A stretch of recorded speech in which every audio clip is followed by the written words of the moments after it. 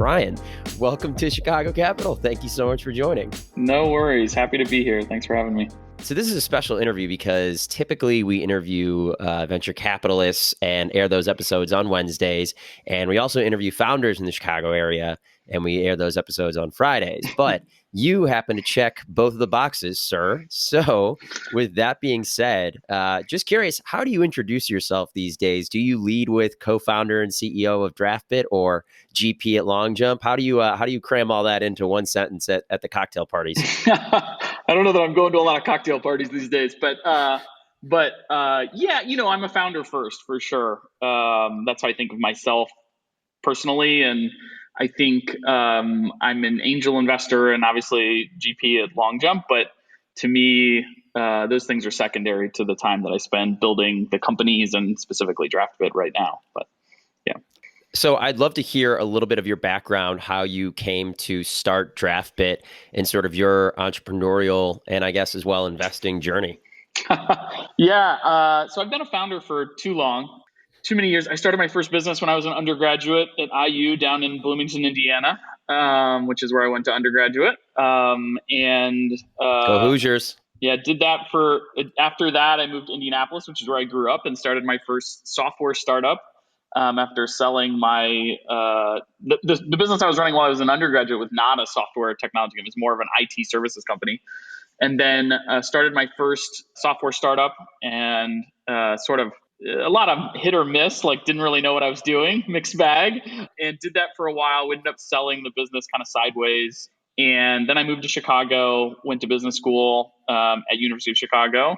And it was kind of during that 2-year period. That was 2009 to 2011. So it's been a couple years. That's when I kind of unlocked, my network and was able to kind of access the entrepreneurial scene here in Chicago and got to meet my friend Sam Yagan and Troy Hanikoff, who were instrumental in kind of my career. After business school, I went to work for Sam. He had just sold OkCupid to Match.com. And so I moved out to San Francisco and ran this thing called OkCupid Labs for about 5 years, moved back to Chicago, came back to the organization, how I got to know Sam and Troy, which was Accelerate Labs. It had become Techstars Chicago. So came back and ran Techstars Chicago with Troy for 2 years, and then left to start another business. And that business was originally called Orchard and is now pivoted and is called Draftbit. And that's kind of my journey. And along the way, I started investing maybe 5-6 years ago as an angel investor, writing very small checks at the beginning, and then like $5,000 checks, and then getting larger over time. And I think more recently, obviously starting LongJump, the idea for LongJump actually started while I was still at Techstars. It just took a while for us to kind of turn it into a reality. So curious about, did you ever consider just going into VC full time from Techstars, or have you just always wanted to be an entrepreneur first and foremost, and it's just sort of a part of your DNA?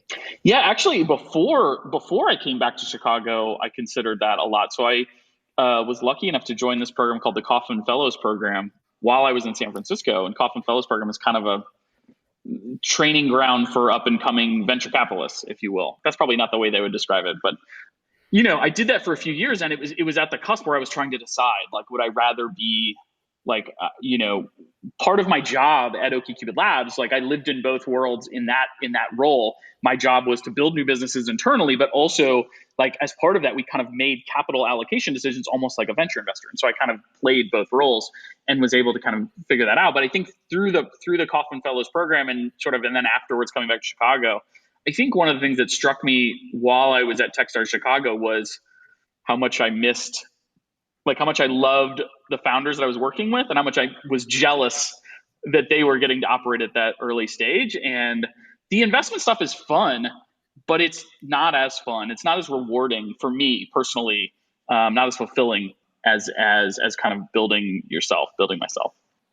So, and you mentioned Techstars, your experience there, but you also got your MBA. I'm curious about founders today.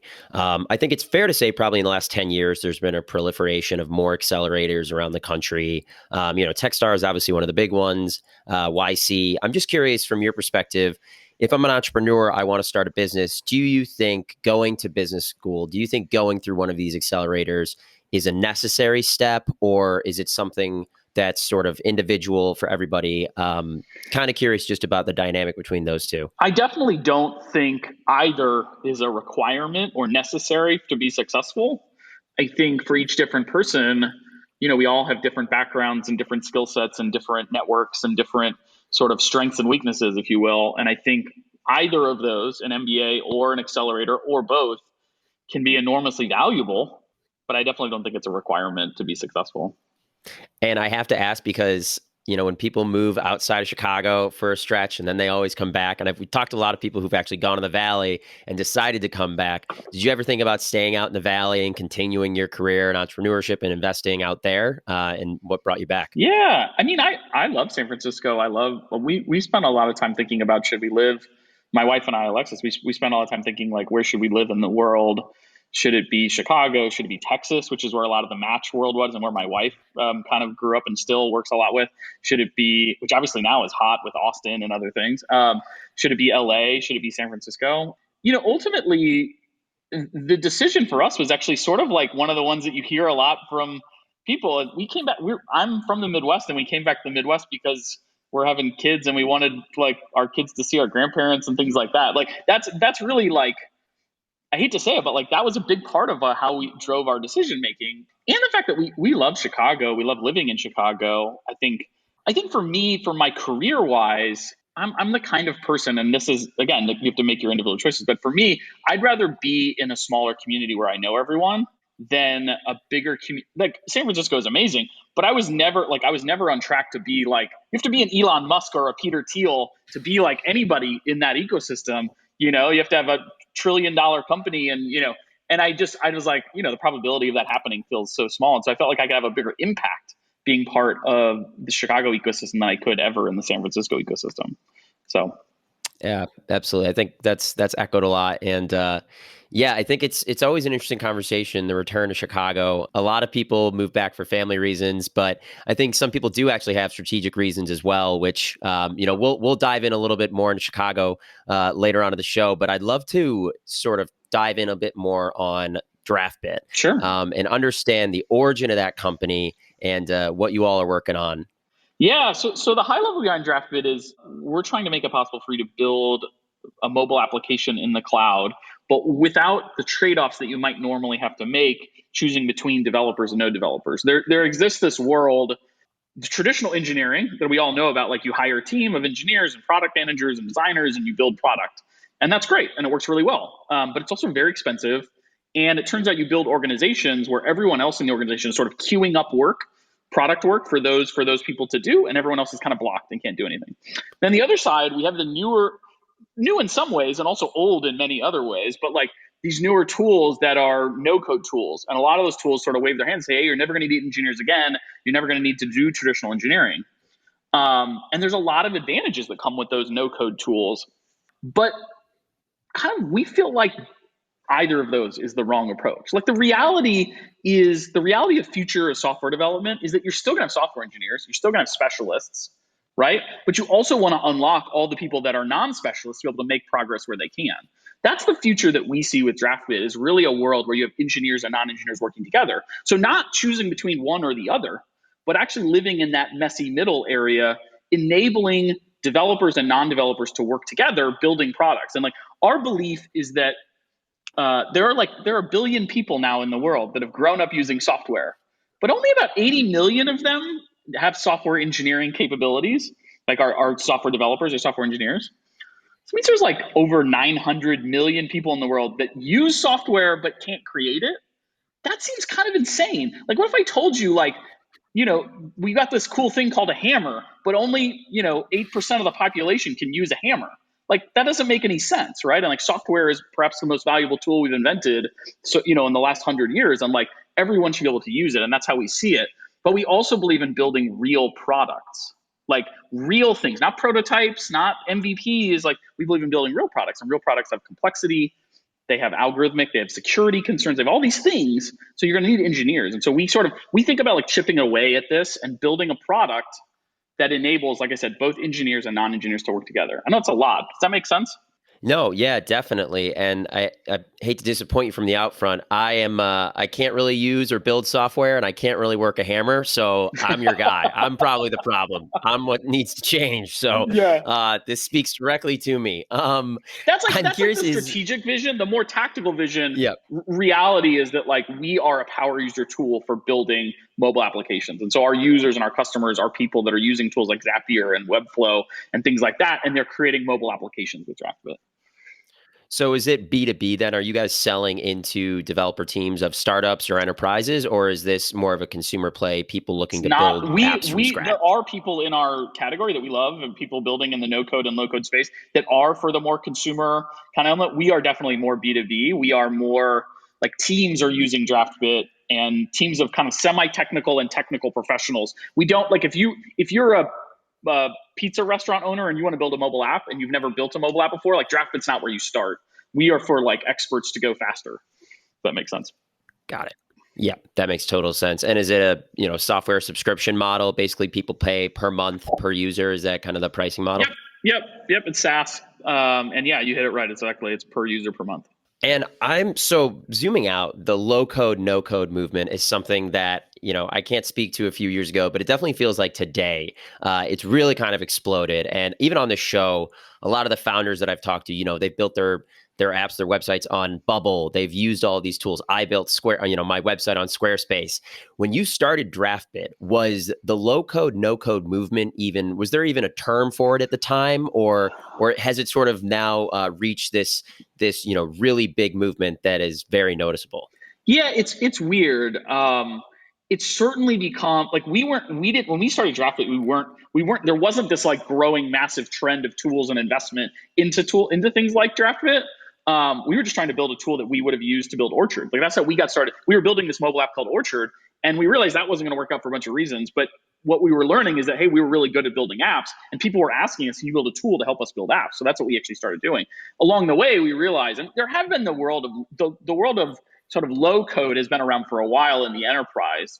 Big companies like Appian, Mendix, OutSystems, those guys have been in that space for a while. And even more, if you roll back even more, like tools like Dreamweaver 10, 15 years ago, building HTML, and by the way, there's a number of them, right? There's like, they go back as far as computing has gone back. There have been visual builders.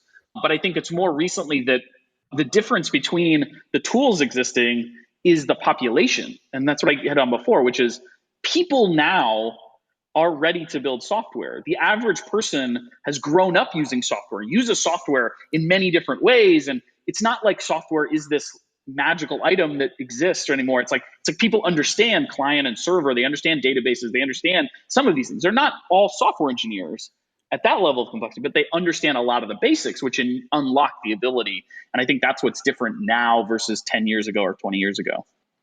At the outset, were you ever worried about, and maybe this is just me sort of coming to this subject and the low code, no code movement somewhat recently, but were you ever worried about pitching investors potentially if you're trying to take on money and the pushback of, oh, this kind of sounds like a services business almost? Like, are you really going to be in the weeds a lot helping these people? Like how much time are you going to be dedicating to each account? Was that ever a sort of roadblock or conversation you had to have? I mean, our approach has been to productize almost everything we do.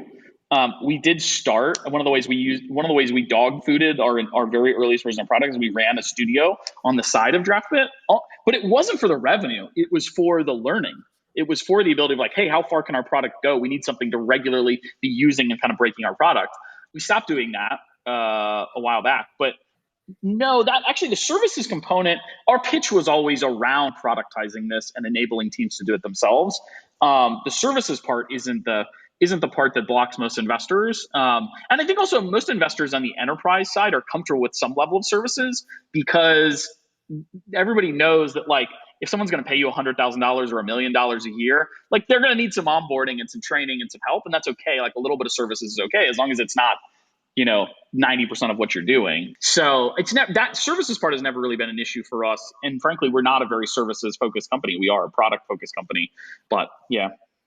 Did COVID present any kind of boom or any kind of acceleration of business? I'm curious, I've read headlines about COVID as representing a boom to, no code, low code, the movement. But I'm curious for you on the ground, did you see any real acceleration of of the low code, no code movement over the past year and a half? I think because we're more B2B, we had like a mixed bag effect is the best way to call it. We definitely had more people testing us out, kicking the tires. But I think a lot of the true growth during COVID came from the consumer segment way down.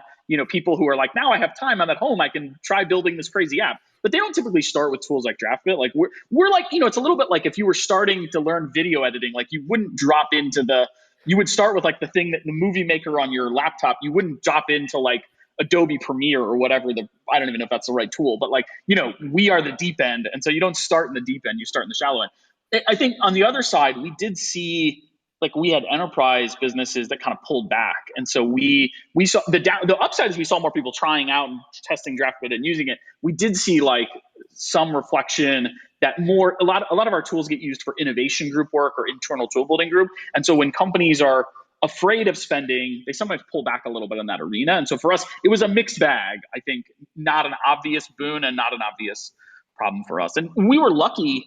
We raised our seed round November of 2019.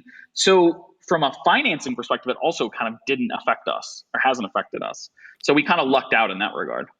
I know that Webflow has Webflow University. You mentioned jumping into the deep end. Does Draftbit have something similar? Do you have sort of a module or some kind of course that people take before they really can totally use the product to its full, effectiveness? I think we will. We don't yet. I mean, our friends at Webflow, they have 140 employees. We have like 10. So we're a little bit earlier in the trajectory to them, but they have unlocked, like their product is one that they've refined and they have the product market fit working really well. And so their content strategy is really about how do we drive up the number of people at the top of the funnel. For us, we're actually not really in growth mode. We're still in product market fit hunting land. So while we care about growth kind of overall, we're still focused on building the core product, not necessarily a world of content around it, except for where we see it as critical to unblocking users. And so, yeah, we do have content we create. We create tutorials and we create how-tos and we create examples and things like that. But we don't kind of have that level of infrastructure yet, like Webflow does around a curriculum, which I think is super powerful. And I love it that they're doing that. And I hope we will do that maybe in the next year or two. You mentioned product market fit. I always kind of love asking this question. For you guys, what do you think product market fit will look like when you reach it? Or what's sort of your anticipation of what it will look like? Yeah, I mean, the hardest thing to understand about our business is in most startups, like 90% of startups, I feel like you build a product, you build like an MVP in a month or 6 months or whatever it takes you, but you build this MVP. And then what you're doing is you're kind of iterating both on the users and on the product itself, and you're kind of changing things. The difference between this business and that and most startups is that our product is the requirements, the table stakes for our product are sort of astronomically higher because our products builds other people's products. We're at least one order of magnitude more complex, at least. And I think actually more likely a couple orders of magnitude. So we've been building for 3 years now, and I think we're still working on our MVP, which is kind of a ridiculous, crazy thing to say. And it's not because we're not capable. It's because the scope and the problem space we're tackling is nuts. Like we're productizing parts of computer science. That's crazy, right? And so for us, first and foremost, the nature of how we measure product market fit at Draftbit is how much can you build inside of Draftbit? How complex of an app? How you can build simple apps in Draftbit all day long, but we now have users building very, very complex apps. And so the question is, and they run into like very nuanced problems and deep problems. And that's part of like how we measure it is like, A, how far are users getting? But B, what kinds of problems are they running into? And I think there'll be a third stage where we feel like, okay, we've got the product cranking in the right direction. Like, and we feel close to that, but not quite there. So maybe another 3 to 6 months. But then I think we'll be focusing on this whole, that thing that normal startups have to focus on, which is like, hey, now we have to go out and figure out to scalably grow this audience, right? And so right now we're focused on I think what I typically give entrepreneurs is like, first make your product sticky, then figure out how to grow it. And then we're still in that first part of like making it super sticky. We have sticky users, but we don't feel like we've cracked that nut fully. and it's a little nuanced. Like product market fit across any business is a little bit of you kind of know it when you see it, but it's hard to predict it exactly. So I know that it sounds to me sort of like once you get to that point where you do achieve the stickiness you're looking for, the amount of work that's gone into this and the amount of problems you say people are continuing to find out and the nuances involved, it seems like that'll almost provide a natural moat to anyone that would try to attempt something similar to this. So the more challenging the up ramp, the means, the higher on a hill you sit, it's going to be harder for anyone to sort of duplicate what you're doing. Is that kind of like, the long-term strategy there? yeah, I mean, I think that's definitely part of it. I mean, I think like I would challenge, forget Draftbit for a second. I would challenge someone to go try to rebuild Webflow. Like, good luck. It's going to take you a while. Like, you know what I mean? And their team is moving fast. So if you were trying to create Webflow today, you could get there in probably a year and a half or 2 years, shorter than it took them, but they're still going to be a year or two ahead of you when you get there. And I think that's the nature of how we think about building this business, is that it's the value, the market opportunity and what we're building is so enormous, but the complexity is also quite large. And so for us, it's really, you're right, the mode is in the product and how hard it is to create. In other businesses, right, you might defend on the brand or network effects or some of those other things. For us, it really is the complexity of the product and the space. So looking out to 2021, I know you raised your seed round in November 2019. What's sort of the growth path for the rest of the year and into 2022 that you see for Draftbit? We're still focused on product. So we every day think about how do we make this product easier to use, more powerful, better for our customers, better for our users. So we care about growth. Like, we are growing, but it's not our top line. It's not our North Star. Our North Star is like product engagement and stickiness. And so really, I think this year is still going to be about that. It's crazy. The third year doing this business or whatever.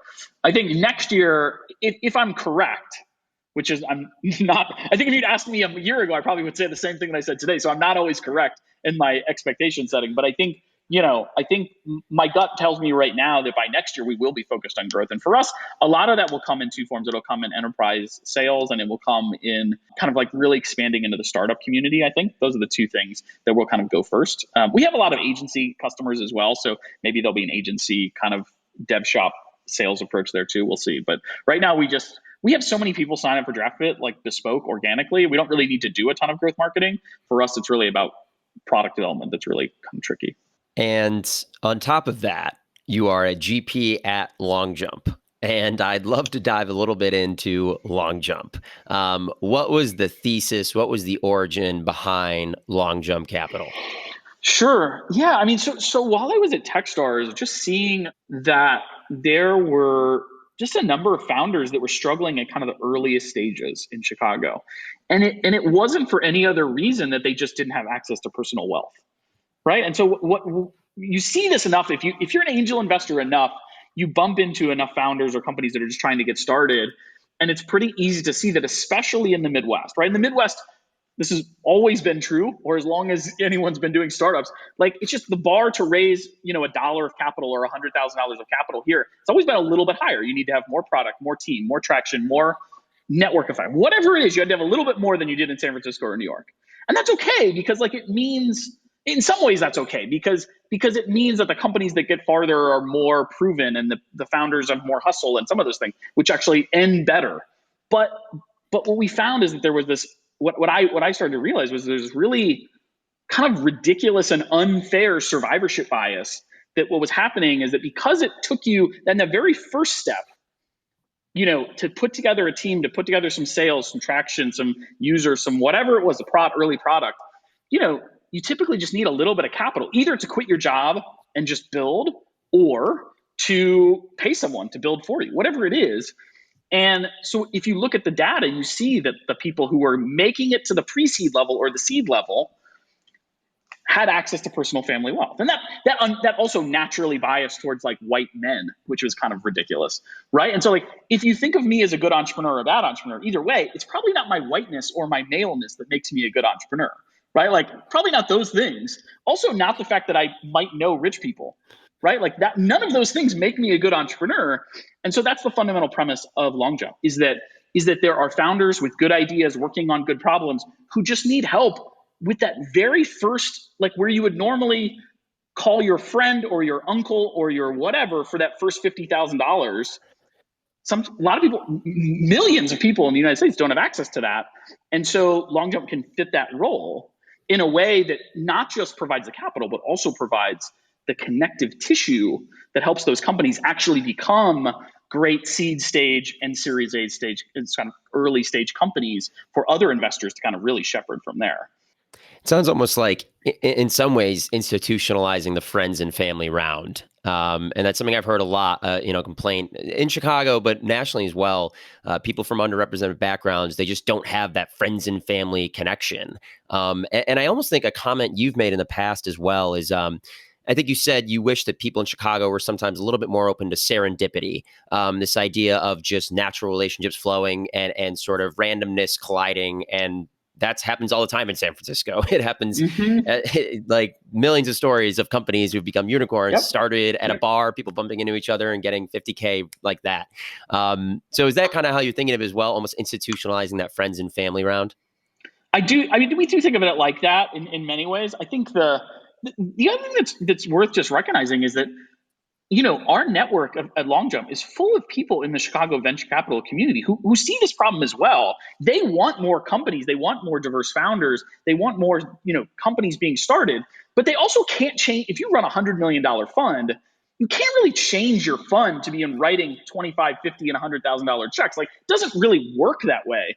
And so I think there's this perception by first-time entrepreneurs that the existing venture capital community doesn't care about them or ignores them, which is structurally true, but not to the individuals. And so many of our LPs are people that actually really care about making a difference in this arena, but they can't do it with their existing $100 million funds. So they're helping LongJump do it. And I think that's how we think about it. And being able to do that, I think serendipity is an important part of that. Like, part of how we think about enabling our network is collecting up people that might bump into someone who's working on an idea. That's why you have more than 180 LPs in LongJump. It's because those people bump into the people kind of noodling on an idea who might be a good fit for us and who are thinking about getting to that next level. And so I guess about the LPs, is it mostly angels, people from around the Chicagoland area, or is there any kind of institutional capital coming in from pension funds, or how is the LP structure set up? I mean, we're a tiny fund. We're still technically fundraising, so I can't reveal the amount of funds that we have, but we're tiny in the world of venture capital, just put it that way. Our goal is to write 100K checks.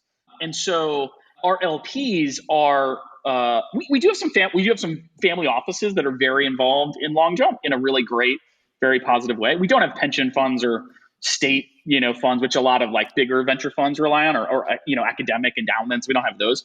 The bulk of our LPs are fit into two camps. Fit into one, first founders and operators. So at least, I think 50% or more, I'd have to check the numbers recently, but somewhere around 50% of our LPs are people that are either founders themselves or are working at a startup as they're the head of marketing or the CTO or the whatever it is.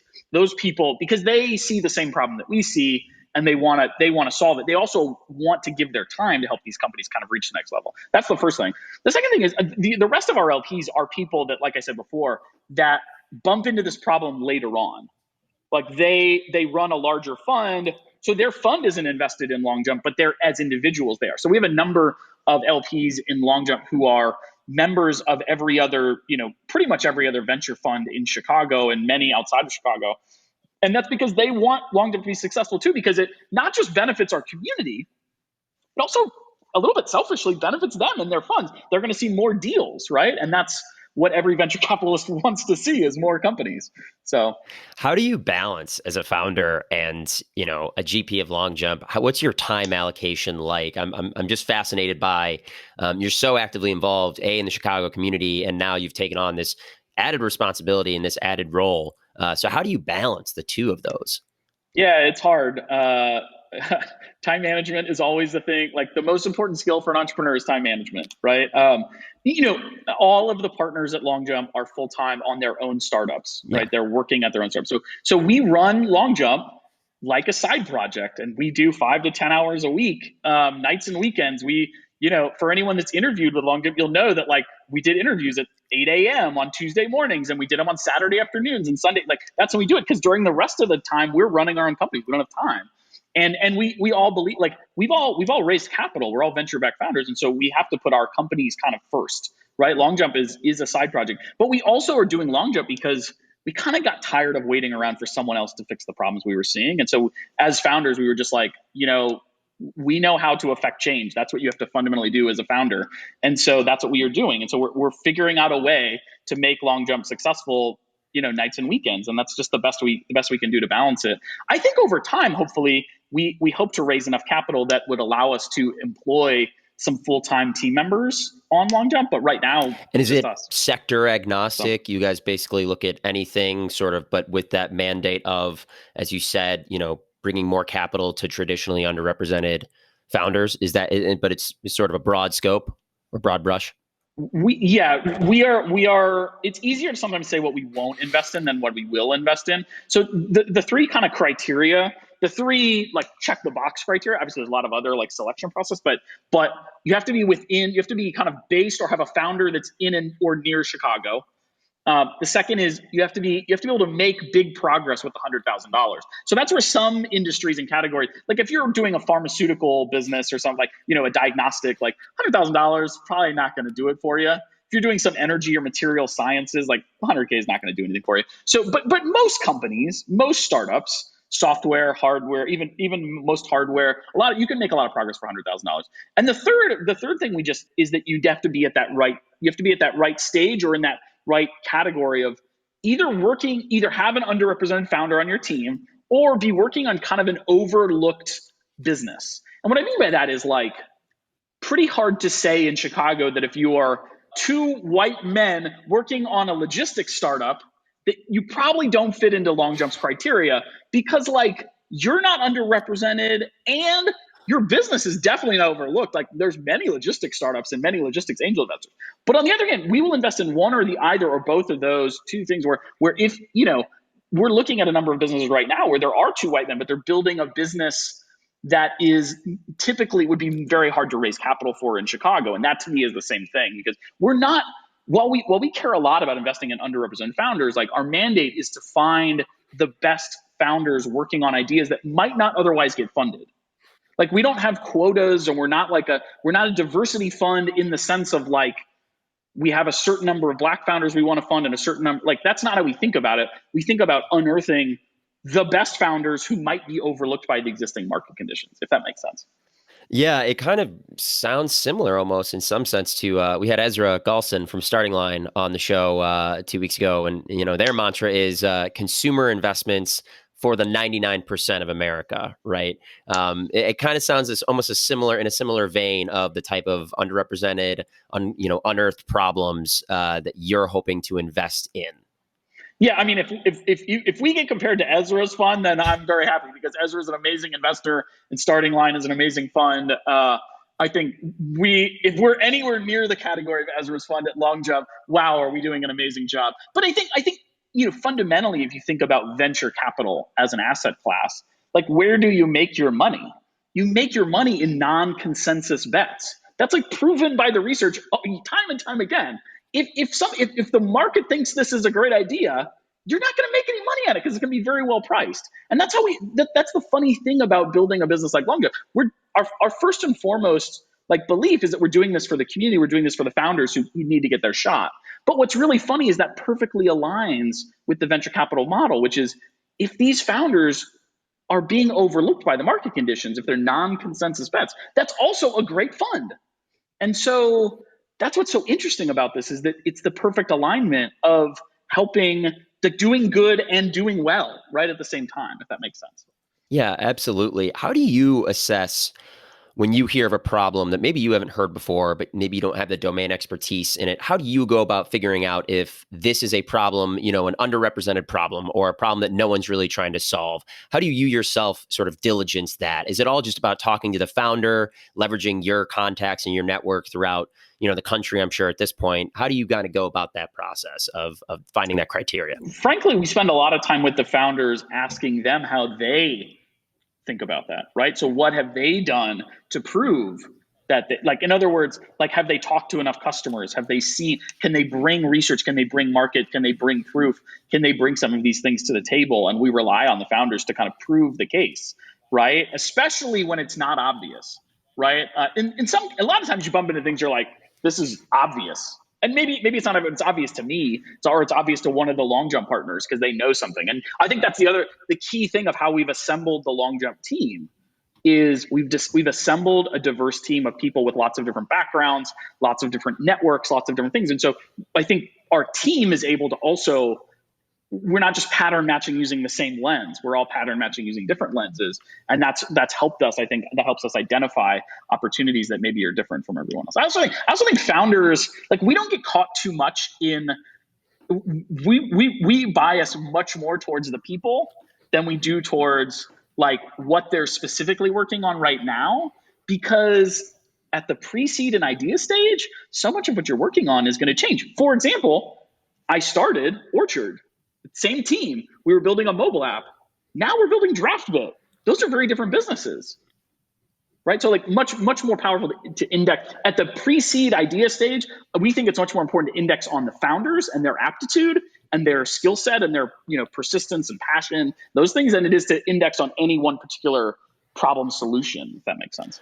Makes total sense. I also think when you guys raised that recent fund, a few months ago, there was a ton of outpouring on Twitter, and there was so much press surrounding it, and it felt like there was such a just excitement from basically the entire city at the news. And I'm curious about COVID. I saw some data throughout the time of COVID to suggest that funding sort of dried up for some, particular sectors of, founders, people who are from underrepresented group, first-time founders, probably more categorized as the underdogs. It really dried up at certain points and went to more of those sure bets, went to, serial founders and founders from, the pedigrees that you would sort of, check the box and say, oh, okay.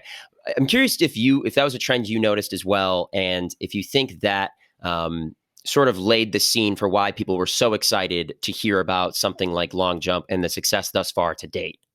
Yeah, it's a good question. I don't know that I have enough data to speak credibly on it. I think certainly we heard that from many LPs that were saying like, hey, I've kind of been looking for something like this because I've been seeing this problem for a while now.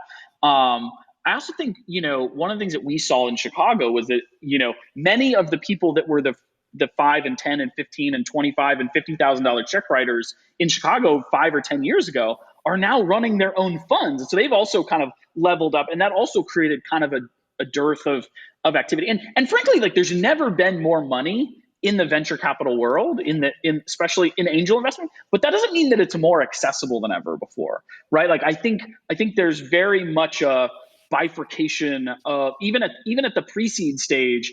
There are deals that you could raise $2 million for in 2 weeks.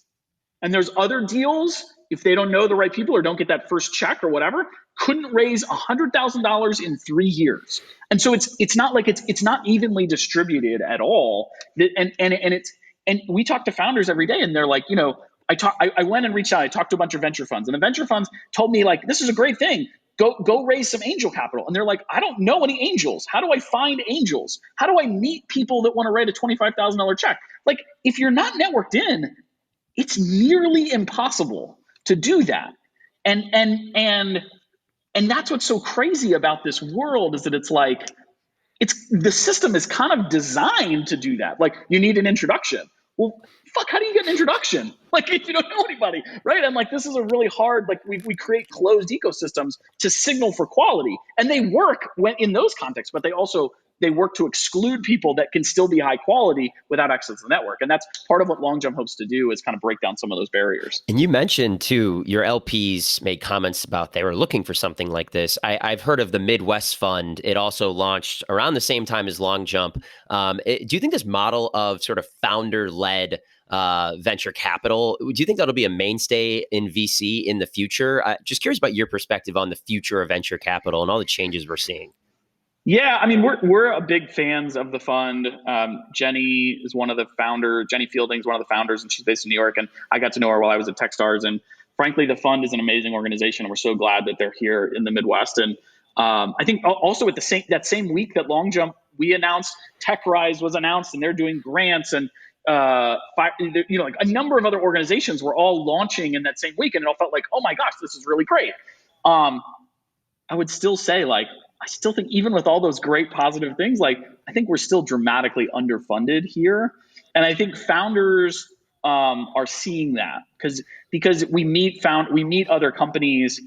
Even if you're not looking to invest, like, founders are more likely to take some of those serendipitous meetings or mentor a company at 1871 or like do something.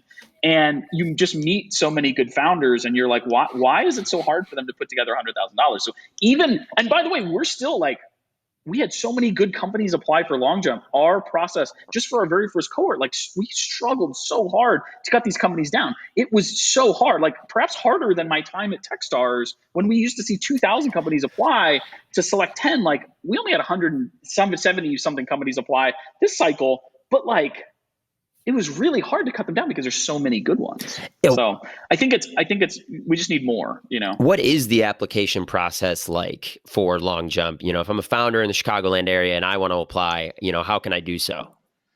So first of all, you just go to longjump.vc/apply. It's not dissimilar from like an accelerator application in many ways. I think we have this application process and kind of this quarterly selection model. It's not because we're running an accelerator. We have no time to do that, even if we wanted to. But it's really useful from a time management perspective. So again, going back to like, how do we do this in a part-time way? Well, we have to apply structure and process, just like we would at our own companies around, customer acquisition or whatever. Like, we have to apply process here, and that's what we're doing. And so the application is pretty straightforward. It asks you a number of questions about your team and the market and the problem you're solving and where you're at as a business.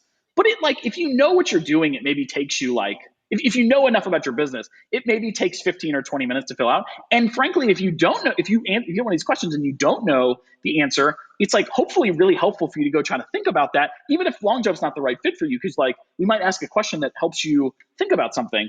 But in general, it takes 10 or 15 minutes to do it, so it's not a huge burden.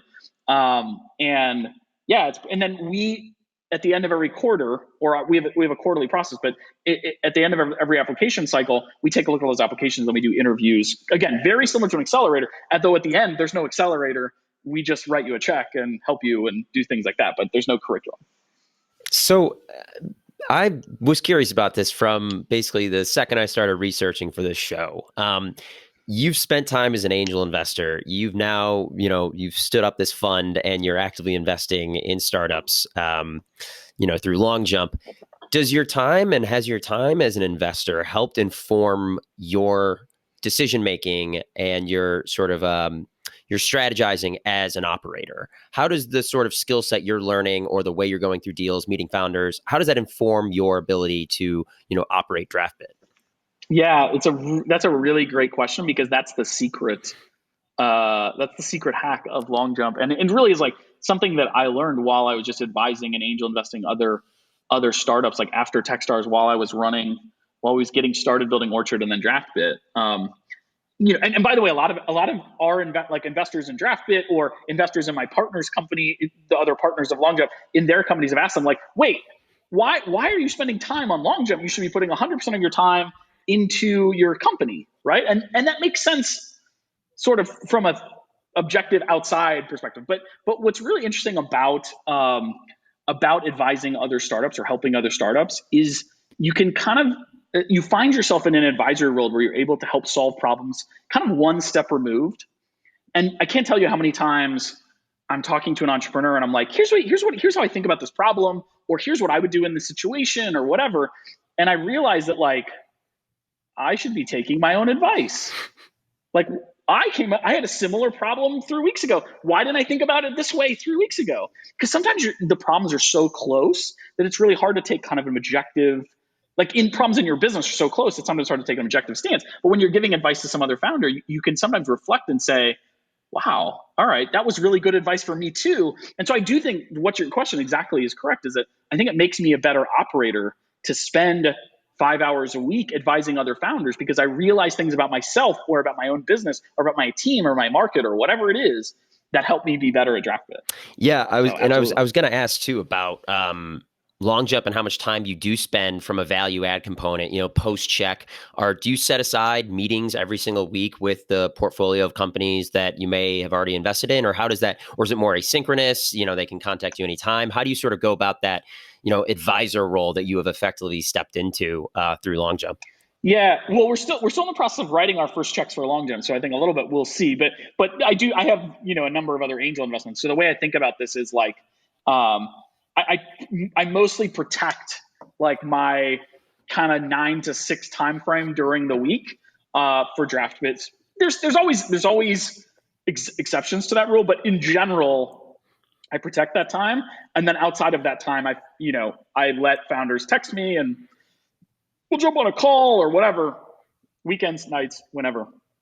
That's how I think about it. And so I spend a lot of Sunday afternoons and things like that. Like I'll be playing with my son, we'll be at the park, but I'll be talking on the phone, or I'll be helping someone send a message or whatever. I'll be doing kind of two things at once, which is, sometimes good and sometimes good enough. That makes sense. Yeah, absolutely. We've touched on Chicago a little bit throughout the episode, but I'm just curious to hear your overall takeaways. You've been around the ecosystem, for over a decade, or have been associated with it in some form or capacity. How do you think the startup community ecosystem here has grown overall in the last 10 years, and where do you see the biggest sort of growth opportunities for it in the future? Yeah, it's a good question. It's not a question that I spend a lot of time thinking about, frankly, because I think so much of we've reached the point in Chicago where the community is big enough now that there's like different facets of it, and those facets are kind of growing on their own and doing their own thing. And so the world I really think about is not like, I really think about how do we invite more people into the closed circle, right? And so like, if once you kind of have broken in and Chicago, you kind of know the network and the network knows you. Chicago is like a super amazing supportive community of people that want to be helpful, even if they're not invested in your business. Like they'll help you and they'll make progress. But if you're not in that circle, sometimes hard to break in, sometimes hard to know where to go, who to talk to, how to get the help, how to get access. And I think I was lucky enough to kind of be invited in by Sam and Troy and a few other people, like Ira Weiss from HPVP back in the day. And so I think of my role these days as like, how do I help do the same for more people who want to come into the network? And I think it goes back to what I was saying before, which is like, I try to be open to new connections, even to the point of like, I take some meetings, like you said, serendipitously, where like, I don't know if it's going to have a high ROI for me. I'm just like trying to be helpful to the person on the other end. And so I think that's my belief, is that there is an enormous well of like untapped entrepreneurial aptitude in and around Chicago, but that the culture of the Midwest has made it so hard for people to feel comfortable jumping out historically and starting something that like, that's where I spend my time thinking about, is like, how can I invite more people, just like one incremental more person into the start, who just feels like, yeah, you know what, I can take this leap, go start a company and try it. If it doesn't work in 9 months, like I can go back and work somewhere else, right? Like just even that opportunity, a lot of people feel like if I go jump into a startup, I'm never going to be able to go back. And that's just not, that doesn't make sense. But like, we're not actually rational people, right? Like we're all emotional people and we have fears. And so trying to help people understand that and spend time with entrepreneurs at that stage is where I think most about and care most about. One topic that has come up on the show as well is, and you mentioned, in the future, I'm sure you'll be raising a Series A and a Series B and all the rest of the series. But in Chicago, there is Hopefully. almost a noticeable lack, and kind of the broader Midwest in general, aside from Drive Capital, those Series B, those Series C, those growth equity, post Series A funds. There seems to be a lack of those in the Midwest, and I get different answers on this, whenever I ask. So I love asking it. What's your opinion? Do you think it's necessary for an ecosystem to really, continue to grow, to have those later stage funds, or do you think it's actually okay that you're going out from the Midwest and expanding your geography as your company scales to different funds around the country? Yeah.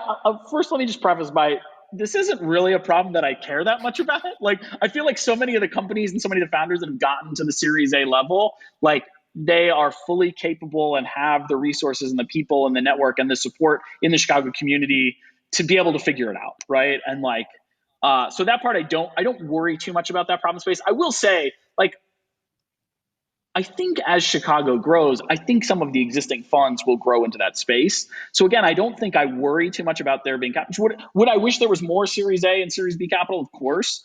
But I also think the world is changing so much that like so much about later stage capital, which I'll describe as like Series B and beyond, which is not how many people describe later stage capital. But like later stage from a seed perspective is Series B and beyond. Like, so much of that capital is metrics driven and specialist driven. Like, you really want someone who's deep in a particular area. You don't want a generalist fund. You want someone who knows your area and they know the right benchmarks and they know how to exit your company and they know like how to hire executives, like all those things. And so I think it becomes more specialist. At the earliest stages where I live, I think it has to be more. There's obviously specialists that play, but I think generalists, because you're making bets on people more than you're making bets on this specific business and its traction. Right. And so I don't worry as much about not having capital at this stage, at the B stage and beyond, that's local, because I feel like so many times you want to go find a specialist anyways.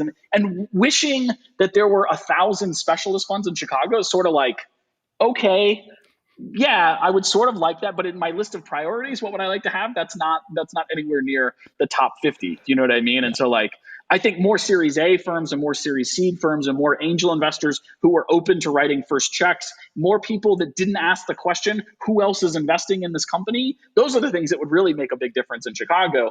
And all the Series A and Series B companies will kind of figure themselves out, in my perspective. That's an amazing perspective. I love that answer. I tell you, every time I ask this question, I always get a great answer for some reason. It's such a money question. Brian, this has been incredible. I appreciate you so much coming on. I have to ask, as we close the show, I always ask, any Chicago restaurants or eateries that you want to give a shout out to in this forum? Oh, that's a hard one. You know, I'm a big fan of an Italian sub by a little deli in the West Loop. So you guys should check that one out. The Mr. G sub. I'll let people Google Mr. G sub and go try that one. And that's a favorite for me, but that's obviously pretty well known. I don't know. One of the reasons I love Chicago so much is there's so much amazing food that picking one feels unfair. Well, that's a new one. No one's given us Mr. G. No one's given us an Italian sub spot. I've gotten a million. Mr. G is not the name of the restaurant. Oh. So I'm going to let people figure it out. The Mr. G sub is the thing you should order at it. I will let people Google it to find it, but it's in the West Loop. So, all right. I love that little discovery process from the audience. They're going to have to work for this one, exactly. Not just getting a free reference.